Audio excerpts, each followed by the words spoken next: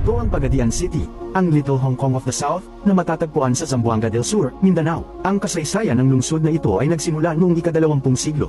Noong panahon ng mga Kastila, bahagi ito ng malaking rehiyon ng Sultanato ng Maguindanao. Ang opisyal na tinatanggap na pinagmulan ng pangalan ng lungsod ay mga salitang kinuha mula sa dialektong Aranon, Pagad or Wait, at Padian or Market na nagpapahiwatig na ang Pagadian ay isang lugar ng kalakalan noong nakaraan. Taong 1937 na itatag ang Pagadian bilang isang munisipalidad. Sa ilalim ng pamumuno ni Mayor Jose Sanson, sinimulan ang urbanisasyon at pagunlad ng bayan. Noong 1969, itinaas ito sa pagiging isang lungsod sa bisa ng Republic Act No. 5478. Ang lungsod ay kilala sa natatanging heograpiya nito, kung saan ang bahagi ng urban area ay matarik at makitid na katulad ng Hong Kong. Ang kultura at ekonomiya ng Pagadian ay patuloy na umuunlad. Bukod sa agrikultura, kilala rin ito sa pagdaraos ng Pagadian City Festival na nagpapakita ng mayamang tradisyon at kasaysayan ng lugar. Ngayon, ang Pagadian City ay isa sa mga mahalagang sentro ng kalakalan at turismo sa Mindanao na may hawak ng isang malalim na kasaysayan at makulay na kultura.